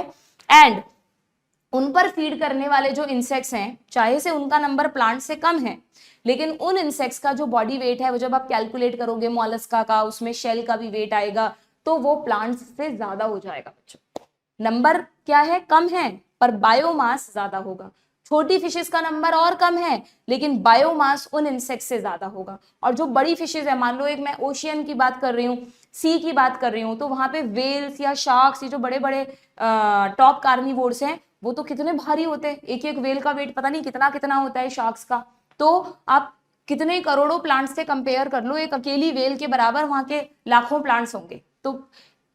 तो जब हम एक्वेटिक इकोसिस्टम की बात करते हैं ना, तो भारी बॉडी वेट की वजह से जो टॉप कार्निवोर्स हैं उनका बायोमास ज्यादा हो जाता है। नंबर कम है फिर भी बायोमास ज्यादा हो जाता है। This you have to remember. समझ में आ रहा है कि जो ध्यान से मेरी बात सुन रहा है उसको सब समझ में आ रहा होगा, इधर उधर भटक रहा है ध्यान तो नहीं जा रहा होगा कुछ दिमाग में। क्लियर है? तो जो एक्वेटिक प्लांट्स हैं, प्रोड्यूसर्स हैं, उनका बायोमास सिर्फ 4 kg पर मीटर स्क्वायर है, 4 kg पर मीटर स्क्वायर है, जबकि इनका जबकि इनका नंबर तो ज्यादा था पर बायोमास कम है। और इन पर डिपेंड करने वाले जो हर्बीवोर्स हैं उनका 21 है, बढ़ गया। और इन हर्बीवोर्स पर डिपेंड करने वाले जो प्राइमरी कार्निवोर्स हैं, फिशेस वगैरह जो भी हैं उसमें, ठीक है, उनका बायोमास जो भी होगी, यहाँ पे वैल्यू दी नहीं है उन्होंने, वो और ज्यादा बढ़ जाएगा। ठीक है, तो डू रिमेंबर कि जब हम पिरामिड ऑफ बायोमास को कहां एक्वेटिक इकोसिस्टम्स में देखते हैं, तो यहाँ पे एक लाइन लिखी है देखना, small standing crop, standing crop word आ गया, मतलब बायोमास ऑफ अ लेवल। तो फाइटोप्लैंक्टन्स कहाँ आएंगे? फाइटोप्लैंक्टन्स आएंगे प्रोड्यूसर्स में यहाँ पर फाइटोप्लैंक्टन आएंगे, एल्गी, फाइटोप्लैंक्टन्स वगैरह। ठीक है, और प्राइमरी कंज्यूमर में जू प्लैंक्टन्स आएंगे जो इन पर फीड कर रहे हैं। तो ये कह रहा है कि small standing crop of phytoplankton support large standing crop of जूप्लैंक्टन। अगर नंबर के रेफरेंस में लिखते तो हमें लिखना पड़ता large number of phytoplankton support laser number of जूप्लैंक्टन, पर बायोमास के फॉर्म में ये स्टेटमेंट जस्ट उल्टा हो गया। रीजन मैंने आपको बता दिया है। ठीक है, समझ में आ गया? तो हमने क्या समराइज किया पिरामिड ऑफ बायोमास में कि पिरामिड ऑफ बायोमास अपराइट कब होता है? टेरेस्ट्रियल इकोसिस्टम में। इन्वर्टेड कब होता है? एक्वेटिक इकोसिस्टम में। स्पिंडल शेप जैसा हमने कुछ नहीं पढ़ा। और ट्री इकोसिस्टम के लिए पिरामिड ऑफ बायोमास कैसा होता है वो भी हमें नहीं पढ़ना, उसकी भी डिटेल है, उसके भी बहुत सारे पॉइंट्स हैं अलग अलग टाइप के, पर जब है ही नहीं कोर्स में पूछते नहीं तो क्यों पढ़ना है अननेसेसरी। ठीक है, जितना इकोलॉजी में एनसीईआरटी आपको पढ़ा रही है उतना ही पढ़ लो बच्चों, उतना ही याद रख लो, मोर देन इनफ है। कोई बाहर से नहीं पूछ रहा कहीं से भी क्वेश्चन। ठीक है, तो आपको पिरामिड्स का ये कॉन्सेप्ट समझ में आया कि अच्छी तरह से कौन कौन से पिरामिड हैं आपके कोर्स में? एक तो पिरामिड ऑफ नंबर है, 2 पिरामिड ऑफ बायोमास हैं, एक टेरेस्ट्रियल का और एक एक्वेटिक इकोसिस्टम का। ये सब चीजें अभी आगे थ्योरेटिकली लिखी हुई आएंगी। और एक डायग्राम और है बच्चों, दैट इज, ये मैंने पिरामिड ऑफ बायोमास ही बनाए, सेम वही डायग्राम्स हैं, है ना। ये देखो, प्रोड्यूसर सबसे कम है, हर्बीवोर्स मतलब कम मतलब बायोमास कम है, हर्बीवोर्स का ज्यादा है और कार्निवोर्स का और ज्यादा है। Clear? Now pyramid of energy जो लास्ट डायग्राम है, ये तो ऑलवेज अपराइट होगा, इस पे लिख दो ऊपर pyramid of energy always upright.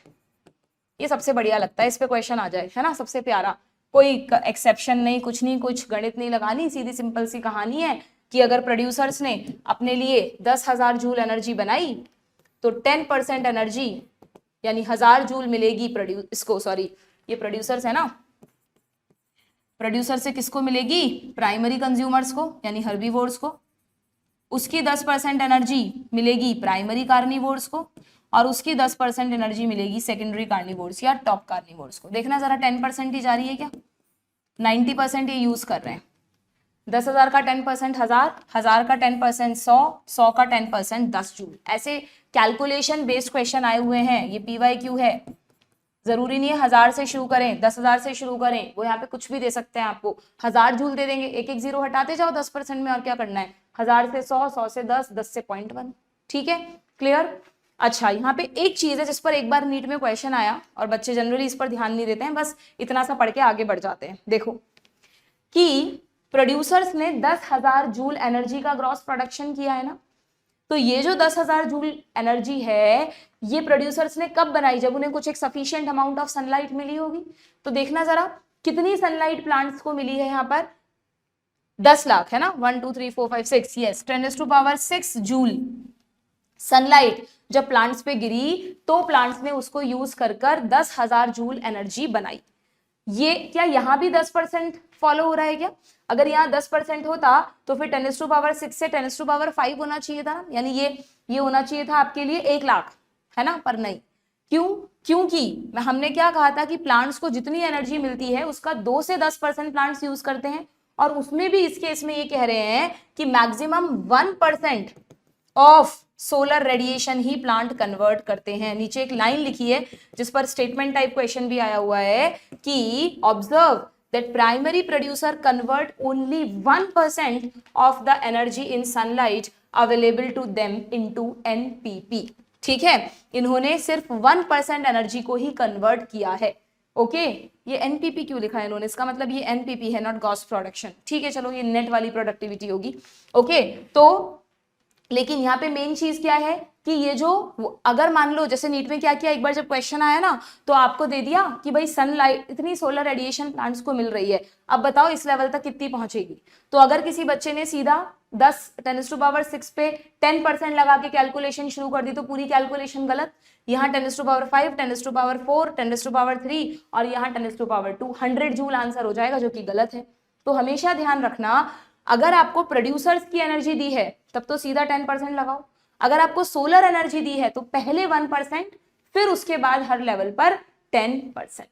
ठीक है, याद रहेगा, this is very very important, इस पे स्टार बना दो। क्लियर है यहां तक की चीजें। अब इन्हीं चीजों को जो हमने पढ़ी कि कहीं एक्सेप्शन है, कहीं पर यूजुअली अपराइट होता है, उन्हीं चीजों को एनसीईआरटी ने थ्योरेटिकली दिया है। देखो क्या लिखा है, any calculation of energy, biomass or number has to include all organism at that trophic level। उस ट्रॉफिक लेवल पर जितने भी ऑर्गेनिज्म है सबको कंसीडर करना है। No generalization we make will be true if we take only few individuals at any trophic level. तो भाई सीधी सी बात है, we have to include all organisms. ठीक है, into account also a given organism में ऑक्यूपाई। अब कभी कभार प्रॉब्लम कब आती है, अगर कोई एक ऐसा ऑर्गेनिज्म है, ये अब एक तरह से ना आपसे पिरामिड्स की कुछ कमियां डिस्कस की है कि कभी कभार इनकी शेप डिस्टर्ब हो जाती है, कुछ ड्रॉबैक्स हैं वो डिस्कस किए हैं कि कई बार एक ऑर्गेनिज्म ऐसा भी होता है जो मोर देन 1 ट्रॉफिक लेवल पर आता है, जैसे स्पैरो बर्ड्स प्लांट्स भी खाते हैं, प्लांट प्रोडक्ट्स भी खाते हैं और इंसेक्ट्स को भी खाते हैं। One must remember that the trophic level represent a functional level, not a species as such, so a given species may occupy more than one trophic level in the same ecosystem at the same time। क्योंकि nature में food chain से ज्यादा food web होते हैं, ऑमनीवोर्स होते हैं, तो बहुत सारी ऐसी स्पीशीज हैं बच्चों जिन्हें हम पता ही नहीं कर पाते कि आप इसको सेकंड पे रखोगे या थर्ड पे रखोगे। दोनों पे रखोगे तो फिर कैलकुलेशन गड़बड़ हो जाएंगी। जैसे कि एक एग्जांपल दिया है कि स्पैरो एक प्राइमरी कंज्यूमर भी है क्योंकि ये सीड्स खा रही है, फ्रूट्स खा रही है, पीस खा रही है, और एक सेकेंडरी कंज्यूमर भी है क्योंकि ये इंसेक्ट्स एंड वॉर्म्स को भी खा रही है। So can you work out how many trophic level human beings function in a food chain. तो मेरे ख्याल से ऑल ह्यूमन बींग्स तो ऑल लेवल्स पर आते हैं एक्सेप्ट फर्स्ट लेवल। बस हम प्रोड्यूसर नहीं है, बाकी हम हर तरह का प्रोडक्ट खाते हैं, तो बस हम सभी लेवल्स पर आएंगे फिर, है ना। तो ये एक मेजर प्रॉब्लम है इकोलॉजिकल पिरामिड्स की स्टडी में। अब आगे क्या समझाया है, अब आपको बताया है कि कब ये पिरामिड्स अपराइट होते हैं, कब इन्वर्टेड होते हैं। देखना, in most ecosystems all the pyramid, देखो पहली लाइन क्या लिखी है, बहुत इंपॉर्टेंट है। In most ecosystems all the pyramids number, energy and biomass are upright. पहले ये लिख दिया, all pyramids are upright. That is, क्यों ऐसा है, क्योंकि एनर्जी का तो हमेशा ही अपराइट था और मोस्ट ऑफ द इकोसिस्टम्स में नंबर और एनर्जी, नंबर और बायोमास भी अपराइट ही था ना मोस्ट में, एक्सेप्शन तो लिमिटेड ही है। तो पहले तो ये समझा रहे हैं कि क्यों मोस्ट ऑफ द पिरामिड्स हमेशा अपराइट क्यों आते हैं, हमेशा नहीं मतलब मोस्ट ऑफ द केसेस में अपराइट क्यों आते हैं। क्योंकि प्रोड्यूसर्स का number as well as biomass ज्यादा होता है, किसके कंपैरिजन में, हर्बीवोर्स के कंपैरिजन में, और हर्बीवोर्स का ज्यादा होता है कार्निवोर्स के कंपैरिजन में, जो मैं शुरू से कह रही हूँ कि नंबर एंड बायोमास सबसे ज्यादा होगा प्लांट्स का, उनसे कम होगा हर्बीवोर का और उनसे कम होगा कार्निवोर का। मोस्ट ऑफ द इकोसिस्टम में तो ऐसा ही है। एंड अगर हम एनर्जी की बात करें तो एनर्जी तो हमेशा ही, ऑलवेज ही लोअर ट्रॉफिक लेवल से हायर पर 10% जाती है, तो बट ऑब्वियस कम होगी। तो अगर आपसे इन जनरल पूछा जाए कि what is the shape of pyramids, all 3 types of pyramid, तो मोस्ट ऑफ द केसेस में इट इज अपराइट। ठीक है क्या। Now there are exceptions to this generalization। क्या exceptions हैं देखना, जो हमने पढ़े। If you were to count the number of insects feeding on a big tree, what kind of pyramid would you get? Now add an estimate of the number of small birds। अच्छा, इन्होंने कैसे बना लिया, देखो tree ecosystem पर GFC को कैसे बनाया इन्होंने कहा कि सबसे पहले एक बिग ट्री है, उस बिग ट्री पर फीड करते हैं कुछ इंसेक्ट्स, सीधा इंसेक्ट्स भी तो खाते हैं प्लांट प्रोडक्ट्स को, उन इंसेक्ट्स को खाने वाले बर्ड्स रहते हैं उस पर, ठीक है, और उन स्मॉल बर्ड्स पर डिपेंड करते हैं लार्ज बर्ड्स। मान लो उन्हें कंसीडर ना भी करो, इन 3 से ही आप फूड चेन बनाओ, तो क्या होगा, the number of larger birds eating the smaller. अच्छा लिया है तो ले लो फिर, इन स्मॉलर बर्ड्स को खा रहे हैं लार्जर बर्ड्स। अब आप इसका एक शेप बनाओ, ये कह रहे हैं draw the shape you would get, बना लो जरा। ये कह रहे हैं कि ट्री इकोसिस्टम बनाओ जिसमें आप सबसे पहले लेवल पर रखो ट्री को, जो कि एक अकेला है। उस ट्री पर फीड करने वाले इंसेक्ट्स तो ज्यादा ही होंगे ट्री से, तो उन इंसेक्ट्स पर फीड करने वाले बर्ड्स, स्मॉल बर्ड्स, थोड़े ज्यादा होंगे। पर अब उन स्मॉल बर्ड्स पे अगर लार्जर बर्ड्स फीड कर रहे हैं तो फिर वो कम हो जाएंगे वापस। यस और नो? यहां पर भी वेरिएशन आ सकता था, यहां पर ऐसा भी हो सकता था कि इंसेक्ट से कम नंबर हो स्मॉल बर्ड्स का, ठीक है, और स्मॉल बर्ड से तो हमेशा कम नंबर होगा लार्जर बर्ड्स का। क्लियर? तो दोनों ही केस में अगर ये दोनों थोड़े ऊपर नीचे भी हैं तो एज मतलब ओवरऑल हम देखें तो ये कैसा पिरामिड बनेगा, ये स्पिंडल शेप पिरामिड बनेगा, डायमंड शेप या स्पिंडल शेप। तो ट्री इकोसिस्टम में जब भी आप ग्रेजिंग फूड चेन कंसीडर करते हैं तो you will get a spindle shape pyramid. और इसी ट्री इकोसिस्टम पर अगर आप एक पैरासाइटिक फूड चेन बनाते तो उसमें ट्री एक ही होता, उस ट्री पर होते बर्ड्स, उन बर्ड्स की बॉडी पर होते पैरासाइट्स, और पैरासाइट्स की बॉडी पर होते हाइपर पैरासाइट्स। तो फिर ये हमेशा एक कैसा बनता, ये बनता इन्वर्टेड पिरामिड। ठीक है क्या? एक्सेप्शन समझ में आ गए पिरामिड ऑफ नंबर के? वही चीज यहां लिखी है, ठीक है। ये तो हो गया नंबर का एक्सेप्शन। अब बायोमास में क्या एक्सेप्शन देखा था हमने? The pyramid of biomass in sea is generally inverted aquatic ecosystem because, क्यों? देखो लिखा है क्योंकि बायोमास ऑफ फिशेस, नंबर तो कम होता है लार्ज फिशेस का, बट जो बायोमास है फिशेस का it far exceed that of phytoplanktons. जो बेचारे छोटे छोटे फाइटोप्लैंक्टन, छोटी छोटी स्मॉल फिशेस हैं, उनसे कहीं ज्यादा नंबर, कहीं ज्यादा बायोमास होता है बड़े बड़े फिशेस का, शार्क्स का, बाकियों का, ठीक है। दैट्स वाई सी में पिरामिड ऑफ बायोमास कैसा हो जाता है बच्चों? Inverted. Number, pyramid of number यहां भी स्ट्रेट रहता है, ध्यान रखना, सी में भी पिरामिड ऑफ नंबर तो स्ट्रेट रहेगा, अपराइट रहेगा, सिर्फ पिरामिड ऑफ बायोमास इन्वर्टेड हो जाएगा। Clear? Isn't that a paradox? How would you explain this? ऐसा क्यों हुआ? क्योंकि बायोमास तो स्ट्रेट आना चाहिए था, फिर ये इन्वर्टेड क्यों है? उसका रीजन हमने आपको बता दिया, यहाँ पर आपने लिख लिया। क्लियर? एंड लास्ट में क्या लिखा है? Pyramid of energy is always upright, इसका कोई एक्सेप्शन नहीं है, नेवर बी इन्वर्टेड। क्यों? क्योंकि it follow 10% law, energy flow from a particular level to the next trophic level, some energy is always lost as heat at each step, each bar in the energy pyramid indicate the amount of energy present at each trophic level in a given time, और annually per unit area. कह रहा है कि हर level पर energy को कैसे indicate करते हैं, या तो मतलब गिवन टाइम में एनुअली पर यूनिट एरिया में कर देते हैं या एक गिवन टाइम में कर देते हैं। ये एनर्जी को रिप्रेजेंट करने के लिए यूनिट्स हैं, वहां नहीं दी थी तो यहां दे दी, ठीक है। Clear? So this is about the pyramids. Last में एक छोटा सा पैराग्राफ और है जिसमें ओवरऑल इन सारे ड्रॉबैक्स को डिस्कस किया है। What are the drawbacks? कि भाई ये जो इतना बढ़िया कॉन्सेप्ट है ना पिरामिड्स का, कई सारे इकोलॉजिस्ट इसको सही नहीं मानते क्योंकि इसके कुछ लिमिटेशंस हैं। 3 लिमिटेशंस यहां पर आपको बताए हैं, देखना। पहला, it does not take into account the same species belonging to 2 or more trophic level. जब वो पॉइंट उठा ना कि स्पैरो को कहाँ रखोगे, ह्यूमंस को कहाँ रखोगे, ऐसी स्पीशीज को कहाँ रखोगे जो 2 या 3 लेवल पर आती हैं, तो चार्ल्स सेल्टॉन ने कहा कि ऐसी स्पीशीज को कंसीडर ही मत करो अभी के लिए। तो बाकी इकोलॉजिस्ट कहते हैं ऐसे कैसे इतनी इंपॉर्टेंट स्पीशीज को आप कंसीडर नहीं कर रहे, तो ये एक लिमिटेशन है, ठीक है। दूसरा लिमिटेशन, जब भी आपने पिरामिड्स का ये कॉन्सेप्ट पढ़ा तो हमने फूड चेन्स की बात की ना कि इस पर ये डिपेंड कर रहा है, इस पर ये डिपेंड कर रहा है। तो ये कह रहा है कि जनरली पिरामिड्स बनाए जाते हैं फूड चेन्स के बेसिस पर, something that almost never exist in nature.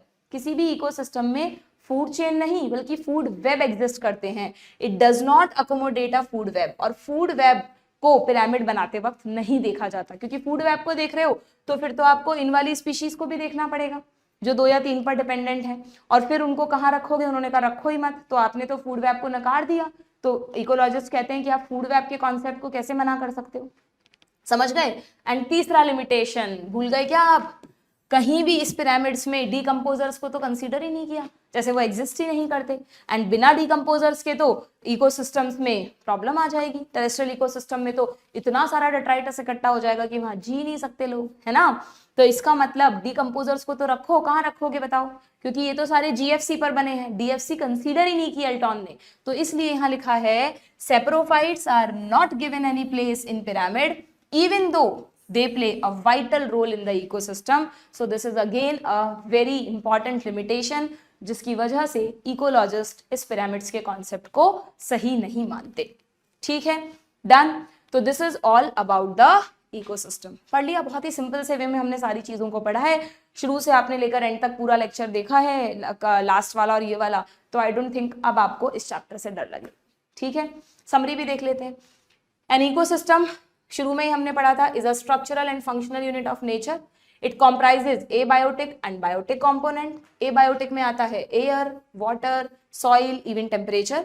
Biotic में आता है producer, consumer and decomposers. Each ecosystem has a characteristic physical structure जो किससे बनता है, interactions among abiotic and biotic component. Species composition क्या होगा किसी भी इकोसिस्टम का, एंड स्ट्रेटिफिकेशन क्या होगा, ये दो मेन फीचर्स हैं किसी भी इकोसिस्टम के। And based on the source of nutrition every organism occupy a particular place जिसको आप कहते हैं ट्रॉफिक लेवल। प्रोडक्टिविटी, चार एसेंशियल कंपोनेंट्स कौन से हैं बच्चों इकोसिस्टम के, प्रोडक्टिविटी, डिकम्पोजिशन, एनर्जी फ्लो, तीनों पढ़े हमने। न्यूट्रिएंट साइक्लिंग मैंने आपको शॉर्ट में बता दिया। ठीक है, वेरी वेरी इंपॉर्टेंट, हाईलाइट कर लेना। These are the 4 essential components of the ecosystem. थोड़ा सा इनके बारे में बताया है। अगर हम प्रोडक्टिविटी में प्राइमरी प्रोडक्टिविटी को देखें तो मैंने आपको कहा था कि प्लांट्स जितना बायोमास या जितनी एनर्जी प्रोड्यूस कर रहे हैं, इसमें भी जो ग्रॉस प्रोडक्शन है वो जीपीपी और जो रेस्पिरेटरी लॉस के बाद बचता है वो एनपीपी। ठीक है, जो अगले लेवल को अवेलेबल होता है। Rate of capture of solar energy और total production of organic matter is GPP and NPP is the remaining biomass.